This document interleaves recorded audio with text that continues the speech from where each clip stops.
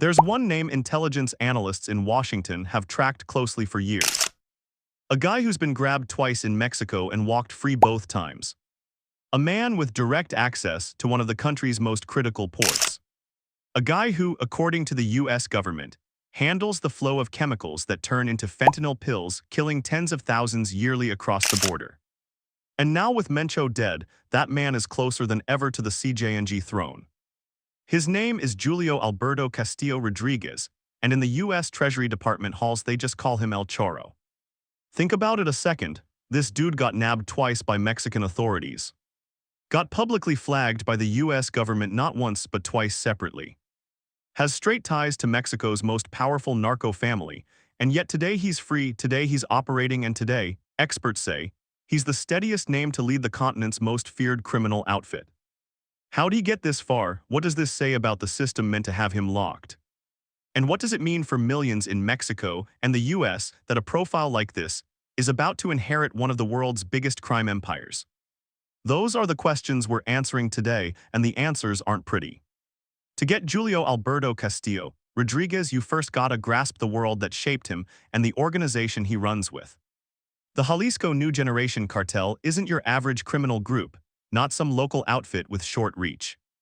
It's a structure that in under 2 decades went from minor faction to Mexico's most internationally spread narco network ever. Its operations documented in over 40 countries. Distribution lines hit Europe, Asia, and nearly every corner of Latin America. Main product, fentanyl and variants, now tops US overdose deaths with over 70,000 yearly from synthetic opioids. And for years all that power centered on one man, Nemesio Oseguera Cervantes, aka Mencho.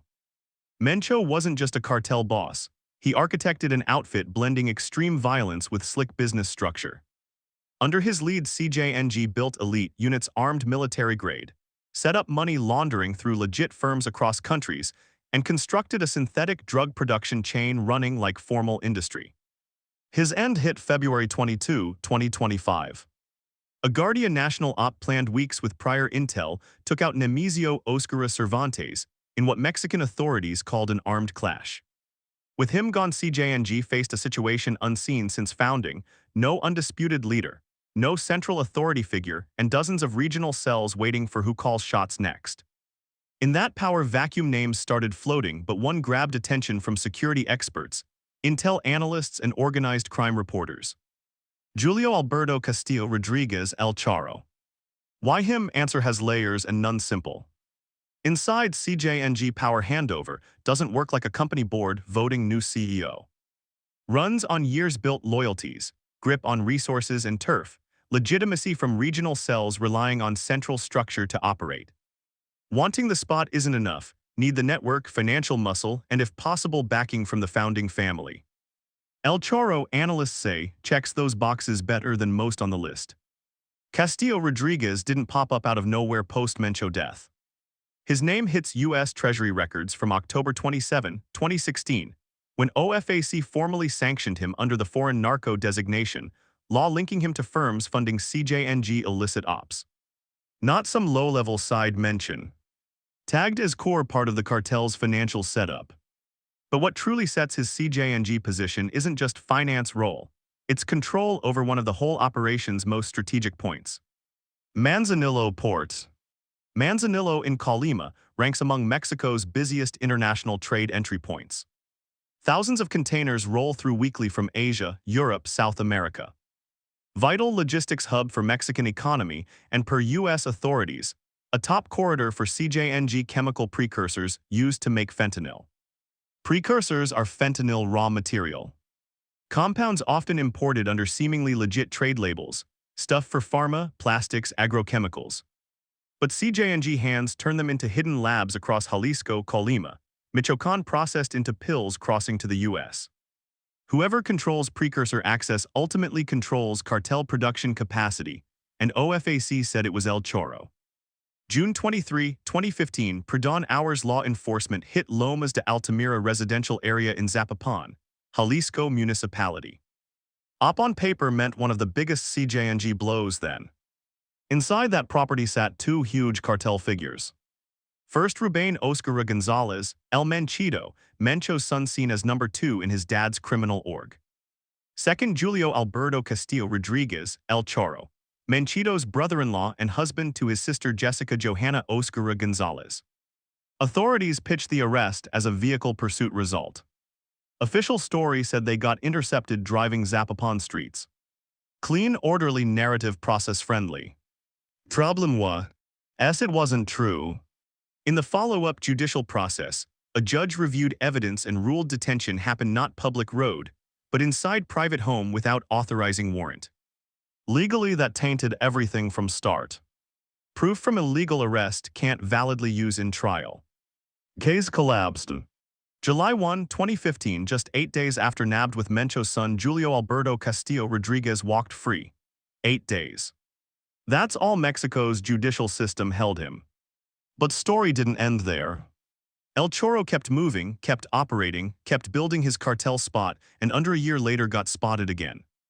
April 6, 2016, authorities made second grab, this time Guadalajara. Unlike first, this op was joint.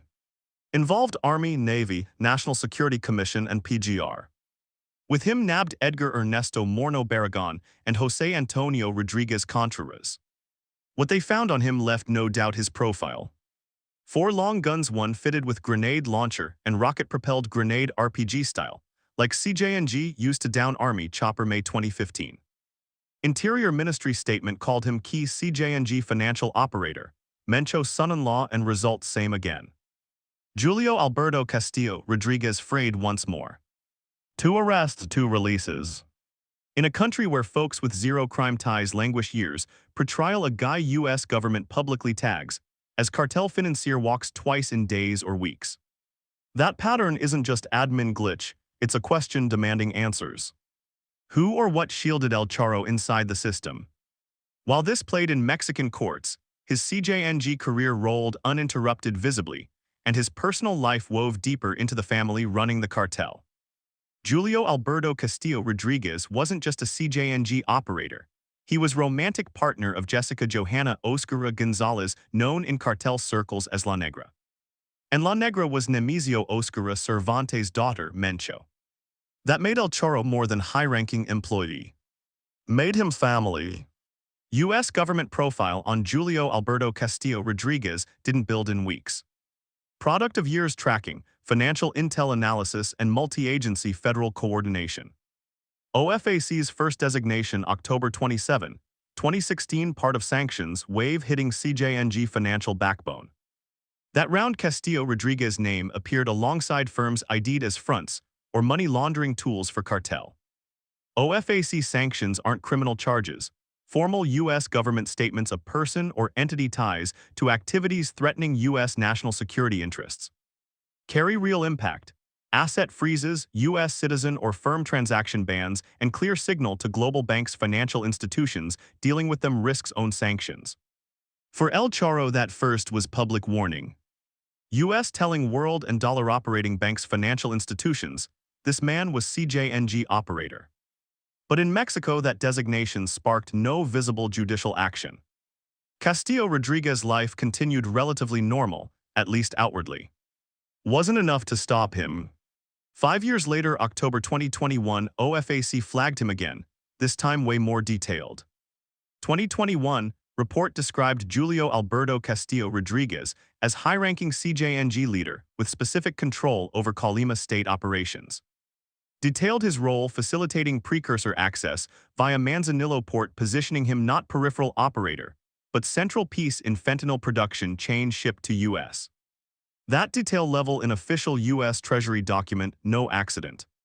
Means backing intel gathered over long period, possibly via electronic surveillance, informants inside or near org, and financial movement analysis. Info filling that profile came from Mexico, February 25, 2022, when Defense Secretary Luis Crescencio Sandoval presented Colima security report during President Andrés Manuel López Obrador morning presser. One displayed slide explicitly revealed Julio Alberto Castillo Rodríguez was husband of Jessica Johanna Oseguera Gonzalez, La Negra, Mencho's daughter and El Menchito sister. First time Mexican government publicly acknowledged that family tie, and its weight was hard to overstate. La Negra wasn't minor players. OFAC sanctioned her independently for own Cjng-linked activities. Faced U.S. accusations tied to cartel. Relevant ways active part of organization her father built. El Chorro formally partnered with her meant his Cjng loyalty wasn't just professional or financial, it was personal, familial. Bond type carrying specific weight in organized crime world. Blood or closest thing doesn't betray easy. For intel analysts that factor mix, Manzanillo operational control, financial management capacity, documented cartel activity history, and direct Oseguera family link made El Chorro one of org's most complete and dangerous profiles. And most logical to take leadership post-Mencho death.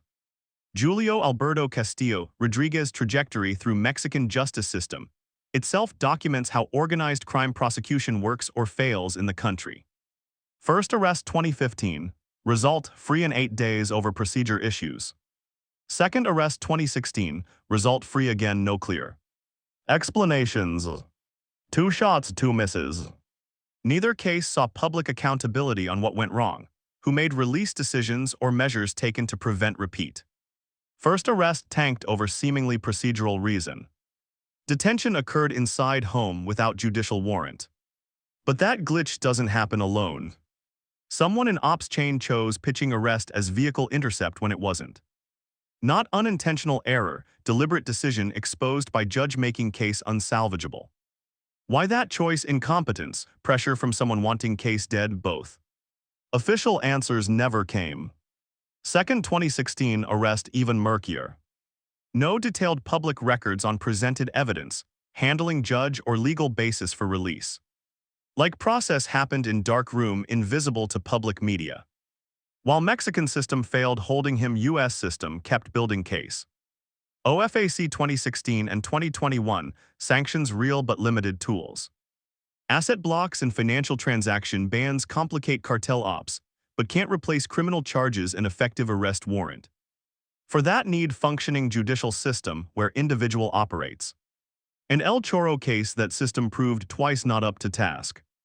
Sandoval's February 25, 2022 report late partial acknowledgement. Naming Castillo Rodríguez in official doc as Mencho's son-in-law and key Colima figure mattered, but came years post failed arrests without new judicial action announcements against him. Lingering questions same since 2015. Why a man flagged by 2 governments in multiple official docs, nearly decades still operates freely. No non-worrying answer exists. Mencho death February 22, 2025 drew sharply different reactions by who you asked. Mexican and U.S. authorities pitched historic narco fight win. Mexico's most wanted, continent's most powerful criminal org leader down. Symbolic and operational victory huge, wait for communities long under Cjng shadow in Jalisco, Colima, Michoacán, Guanajuato. Local reaction way more cautious. Those region folks know from hard experience cartel leader death doesn't end violence, usually sparks reorganization as brutal or worse than before. Mother searchers' years tracking clandestine graves in those states didn't celebrate. For them problem never just one person, it was structure, complicity networks, institutional impunity letting Cjng-type orgs operate decades without full dismantle. Social media security journalists started dropping power vacuum analyzes post-Mencho. Possible successor names circulated instantly, and among them Julio Alberto Castillo Rodríguez appeared consistently backed not rumors, but U.S. Gov docs eyeing him potential heir months pre-Mencho fall. Colima civil groups voiced worries over cartel power transition implications. Past Cjng internal leadership crises brought visible painful fallout. Faction clashes, selective hits consolidating control and violence spikes hitting civilians direct. For security analysts most likely scenario isn't Cjng collapse, it's reorganization.